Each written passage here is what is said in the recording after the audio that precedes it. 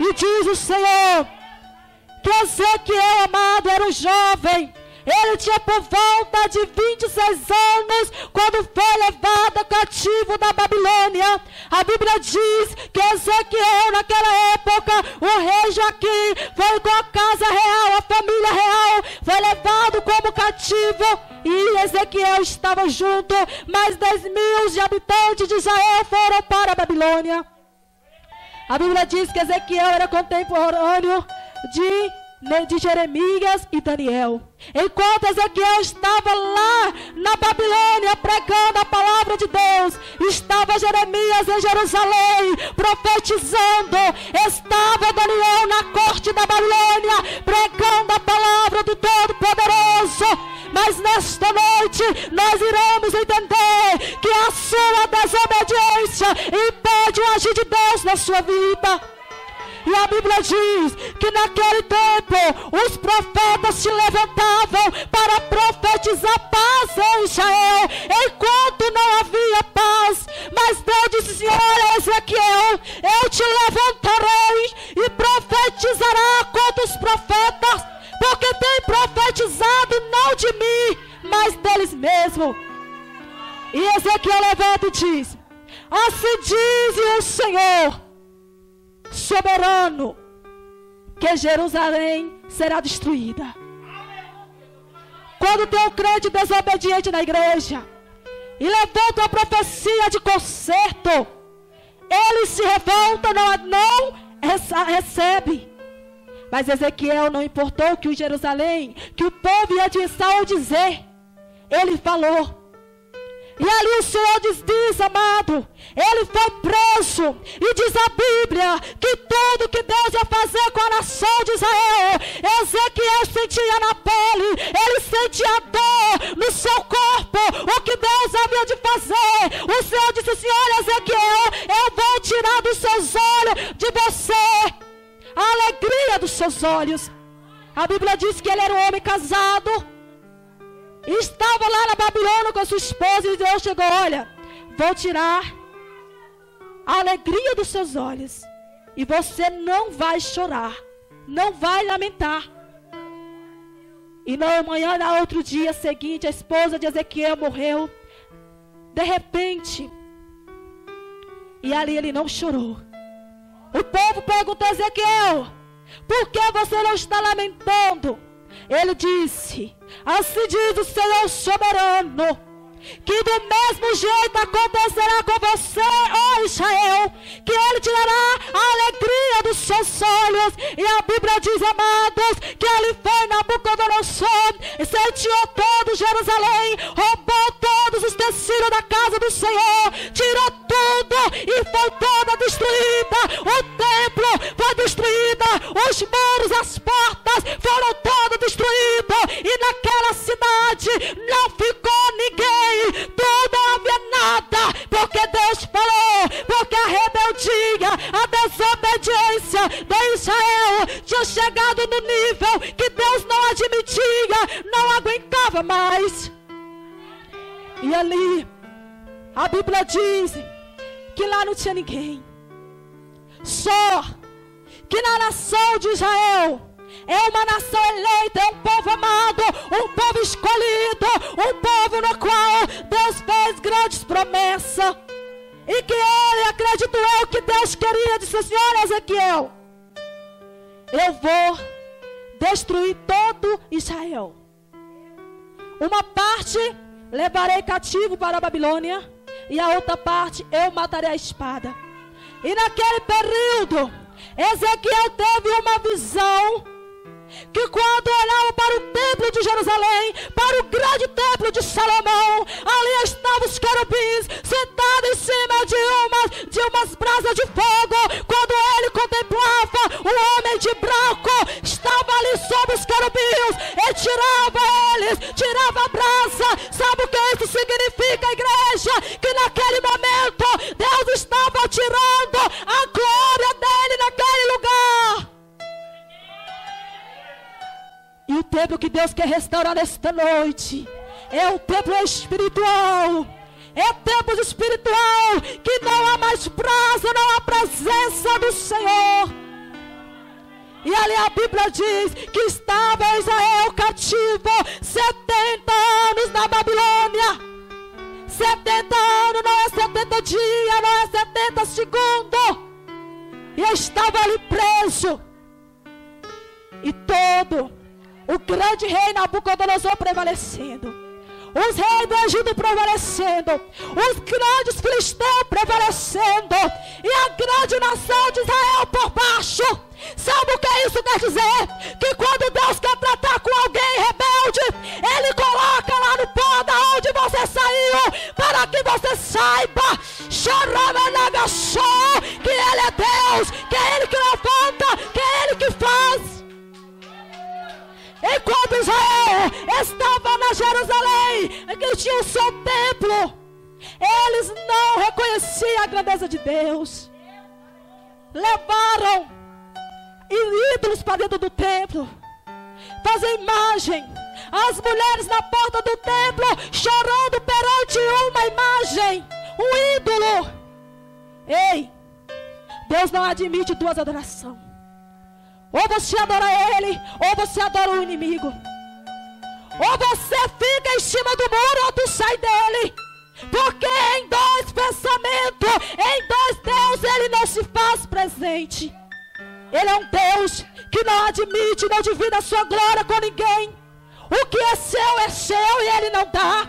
O que é dele e Ele não divide. Porque Ele é um Deus soberano, que está além de todo e além de tudo. E ali, só que o amor de Deus era grande com aquela nação. Vendo aquela nação, amado, sendo humilhado. E Deus falou assim, olha, o meu não acreditou que Deus falou, o desejo do meu coração é destruir esse povo, que nem ficasse rastro. Mas Deus lembrou a promessa que Ele fez a Abraão, que o povo dele peregrinaria em terras estranhas, mas ele levaria a um lugar, e Deus disse, o lugar que era só deles, porque em Jerusalém eles não tinham um templo, eles adoravam embaixo de alguma coisa, mas quando foi construído o templo, eles não valorizaram, e destruído foi o templo. E ali a Bíblia diz que Deus falou assim, olha Ezequiel, profetiza sobre esse povo que eu vou fazer um mover. E um certo dia, em sonho, a mão de Deus levaram Ezequiel a um vale de osso seco. E quando Ezequiel chegou naquele vale, o grande eu só perguntou, pode esses ossos reviver? E ele, acredito eu, ele disse, tu sabes, Senhor. Acredito eu que em si mesmo Ezequiel dizia impossível. Os ossos estavam secos. Vida já era. Somente o soberano poderia fazer algo. E ali a Bíblia diz que Ezequiel obedeceu e Deus disse, olha, profetize sobre os ossos secos. E Ezequiel, amado, obedeceu. Nesse momento, ele usou duas coisas como é um ingrediente para mim, para você ser sucedido na obra do Senhor. Ele usou a fé. Porque se você quer crer, você contempla o impossível na sua vida. E o segundo, ele usou a obediência. Para ele, aqueles ossos não viveriam. Mas ele falou, Deus é Deus e Ele pode fazer. E ele disse... E ele profetizou sobre os valos de osso seco. E de repente, um grande barulho começou a acontecer naquele lugar. O osso se procurando os ossos, perna procurando o seu dono, junta se movendo, os nervos crescendo, restaurando os tendões. E diz a Bíblia que naqueles ossos foi erguido um grande exército de cadáveres. E depois a carne na raiz foi crescendo, saindo sobre o corpo daquele povo. Só que ali estava a matéria pronta, um exército pronto para marchar. Só que estava faltando o sopro da vida. Não é diferente no nosso meio. Há muitos crentes que estão de pé, que estão na casa de Deus, que está andando, que está sorrindo, que está indo para aqui e para acolá, mas está seco espiritualmente. estão mortos espiritualmente. E ele falou: olha, agora eu vou soprar o sopro de vida nesses ossos. E daqueles ossos fez uma grande nação. E ali Deus só sabe o que isso significa, Ezequiel. Esse exército de valo de osso seco é a minha nação de Israel, que está lá na Babilônia. Mas eu, Deus, o Senhor, levarei de volta para a sua terra natal. Eu darei vida para Israel, restaurarei aquela nação, e nenhum reino, nenhuma nação prevalecerão contra a minha nação, Israel. Oh, Xeramanaia. Sabe o que Deus está dizendo para você? Não sei qual é o vale que você está passando, mas Ele está dizendo: aquietais e sabereis que Ele é o Senhor. Neste vale tu não estás só. Quando Ele dá ordem, você vai sair dele. E ali, irmãos, a Bíblia diz que o reino da Síria, o reino dos filisteus, o rei do Egito, a nação, todas as outras nações, 7 nações, eles vendo a grande devastação e derrota de Israel, eles começaram a se gloriar. Olha, aquela nação tão grande que ninguém prevalecia nas guerras, está sendo prisioneiro do rei Nabucodonosor na Babilônia. E sabe o que Deus disse? Olha, Ezequiel, aquilo que é meu ninguém toca. Aquilo que eu chamei, ninguém pede o chamado. E Deus disse: olha, agora tu vai profetizar contra o rei da Síria, contra os 7 reinos. Mostrarão para ele que Israel vive. Mostrarão para ele que Israel está de pé. Estou dizendo que você não tem jeito mais. Estou dizendo que você está deitada, que você está no anonimato. Deus está dizendo assim: ei, avisa que você está de pé, e você viverá o chamado. As promessas não estão mortas. Oh, Xanagassou, Rimanagassouri conta. Aí passa tempo, passa reino. Aí, amado, chegou um tempo que o rei deu um decreto para Israel voltar para a sua terra natal, para voltarem para Jerusalém. Só que naquela nação de Israel havia pessoas de idade avançada. Alguns não conseguiram voltar, porque não tinha mais força. Naquela época não tinha ônibus, não tinha avião, tudo a pé. Então foi 50 mil homens para Jerusalém, e os outros ficaram. Ali quando eles chegaram em Jerusalém, aqueles que tinham nascido lá, que tinham crescido lá, foi expulso da sua terra. Diz a Bíblia que começaram a chorar, a ver o estado de Jerusalém. E eles logo sentiram, olhando para o lugar que foi construído o templo, os seus corações choraram, lágrimas correram nos olhos, dizendo: até onde foram as nossas transgressões para que o Altíssimo destruísse o templo? Só que desta vez vamos fazer diferente. E a Bíblia diz que quando Israel chegou lá em Jerusalém, a primeira coisa que o povo fez, me diga o que foi? Os muros estavam derrubados, as portas tudo queimadas. Eles falaram, quando eles chegaram em Jerusalém, a primeira coisa que a nação de Israel fez foi reconstruir o templo, para que depois ele pensasse na reconstrução dos muros. Sabe o que Deus quer dizer para isso, para mim e para você?